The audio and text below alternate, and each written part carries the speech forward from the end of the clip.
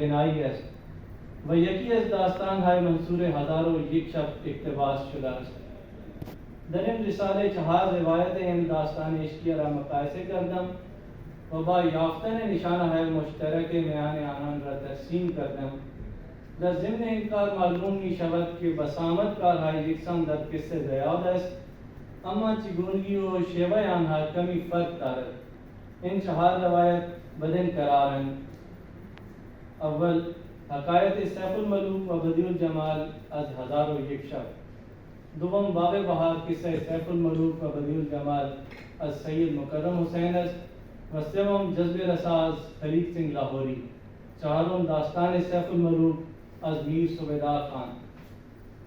علاوه بر آن روایت‌های منصور و منظومه ناشکانه را نیز بررسی کردم.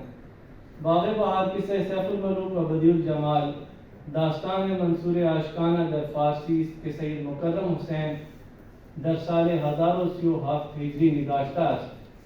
متاسفانه اطلاع کاملی از اوضاع و احوال زندگی مؤلف به دست ما نرسیده است.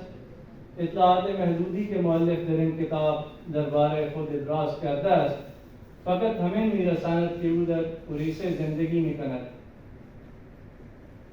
اریسه با اینکه ریاستی بزرگ نبود، از حیث فرهنگی و لسانی ارزش زیادی داشت.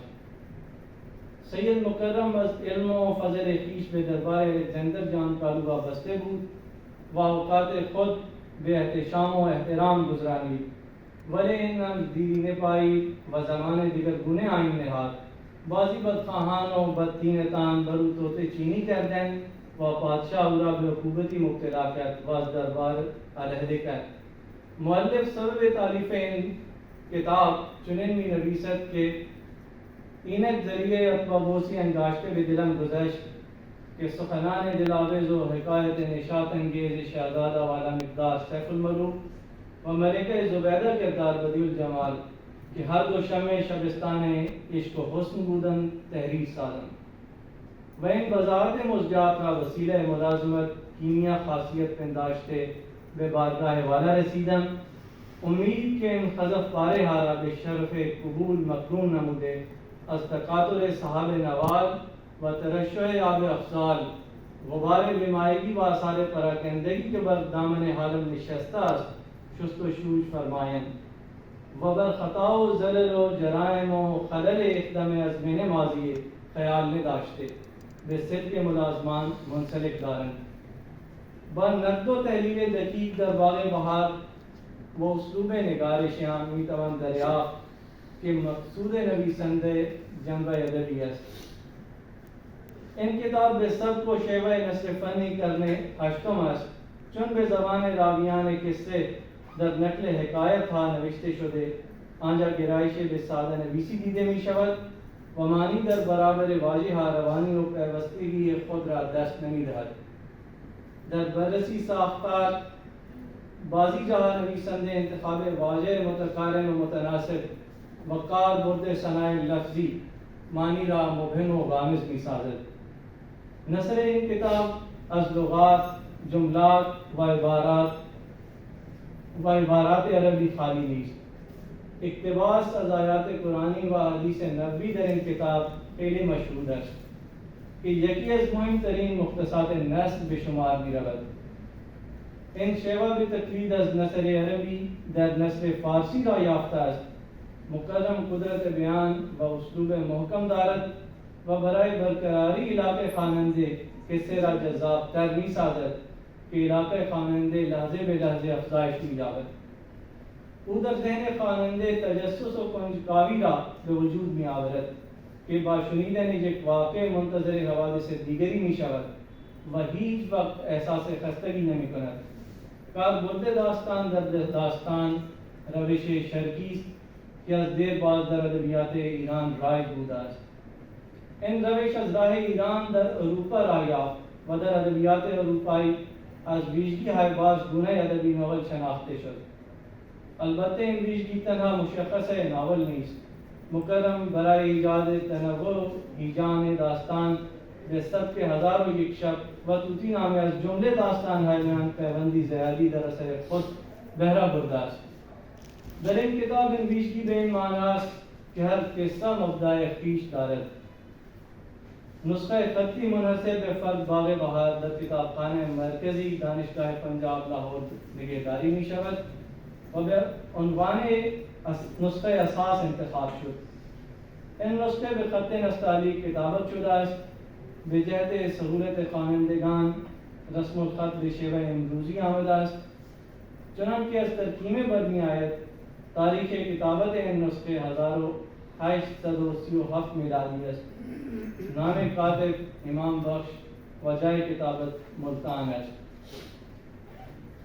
امید است کہ ان کار تحقیقی کے بصورت این رسالے بخلوص نیت به پایان رسیده مقبول نظر مانی نگهان افتد، هرچند که این کار بی نقص و اشکال هم نیست.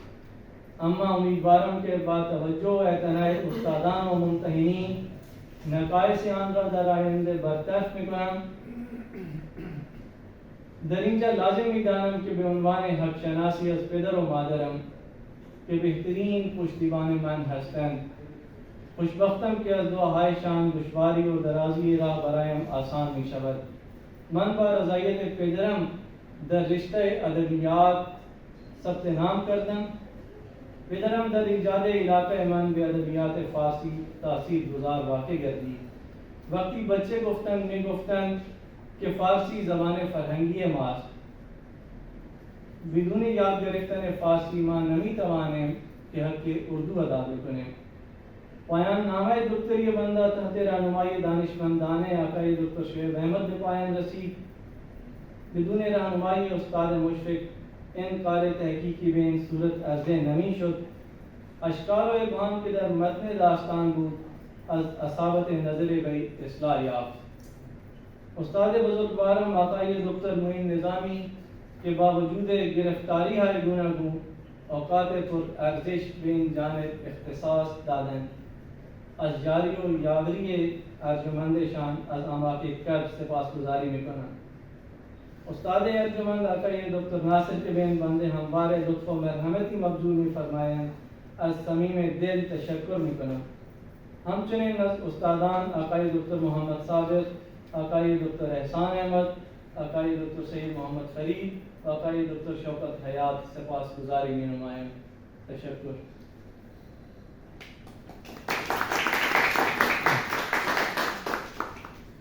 آپ نے ابھی وہی موجود ہے جی سر آپ کے سوال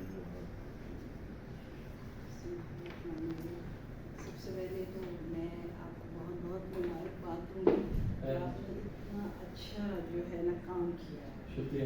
میں تقریباً 1997 سے مختلف طالب علموں کے گائیڈنس جو ہیں وہ لے رہی ہوں، بہت لیے، لیکن میں نے اتنا اچھا کام کم یہ دیکھا ہے.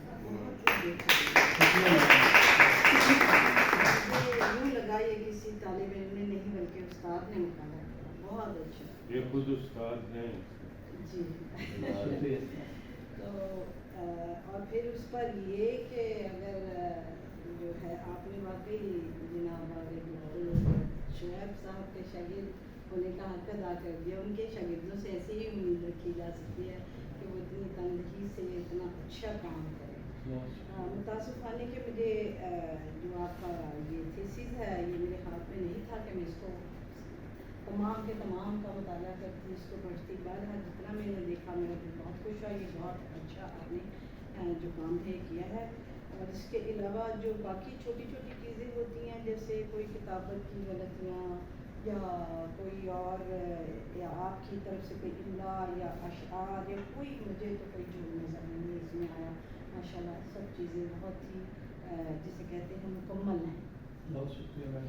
اور اس کے مقدمے میں آپ مقدمہ جو آپ نے کیا ہے واقعی بہت ہی اس میں آپ نے جو ہے محنت سے کام کیا ہے. اور جو ہے ایک دو چیزیں مجھے کچھ لگی کہ میں آپ سے اس کے بارے میں پوچھ لوں جبکہ یہ مکمل تھیسس ہے. مطلب اس کو اسی طرح بھی ہم جو ہے کتابی شکل میں لا سکتے ہیں. ایک تو یہ مجھے تھا اس میں کہ یہ آپ نے نا جو دیے ہوئے ہیں نمبرنگ دی ہوئی ہے جگہ جگہ 101 2 3 ان کی وضاحت یہ کیا ہے؟ یہ میڈم خطی نسخے کا جہاں صفحہ ختم ہوتا ہے اور جہاں دوسرے کا آغاز ہوتا ہے یہ وہ نمبرنگ ہے، اچھا یہ وہ نمبر ہے خطی نسخے کی۔ نظر نہیں آیا کہ اس کی وضاحت کے لیے آپ نے یہ انشاءاللہ یہ نہیں اچھا مجھے نہیں سمجھ آ رہی۔ ایک بات دوسرا آپ نے جو ہے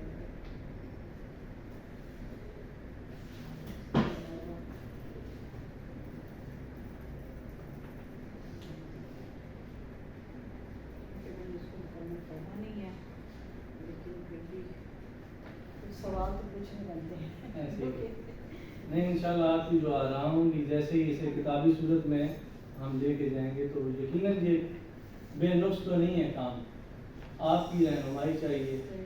آپ نے جسے خلاصہ داستان سیف الملوک و بدر الجمال یہ بھی دیا، اس کے بعد آپ نے خلاصہ دیا، یہ چار آپ نے کہا ہے کہ چار ان کو ایک آپ نے دیا 69 کے خلاصہ دیا ہوا ہے، خلاصہ بارکہ دو کا خلاصہ چار کا خلاصہ لکھنا ہے آپ نے؟ نہیں میڈم، یہ داستان سیف الملوک کا جو ماخذ ہے وہ الف لیلائی داستان ہے، جی الف لیلائی داستان کا یہ حصہ ہے۔ تو سب سے پہلے میں نے ہزاروں یک شب کو پڑھا، اس میں جو کچھ بیان کیے گئے ہیں، جو واقعات لکھے گئے ہیں، انہیں خلاصے کی صورت میں یہاں پیش کیے۔ اس کے علاوہ سید مکرم حسین نے جو داستان لکھی تھی وہ اس کا خلاصہ اس میں پیش کیا گیا ہے۔ اسی طرح جذب رسا خلیق سنگھ لاہوری کی میں نے پڑھی، انہوں نے بہت خوبصورت انداز میں، بلکہ مجھے تو وہ اس حوالے سے بڑی انسپائر کرتی کہ جہاں کہیں کوئی واقعہ ختم ہوتا ہے وہ ساقی نامہ شروع کر دیتے ہیں۔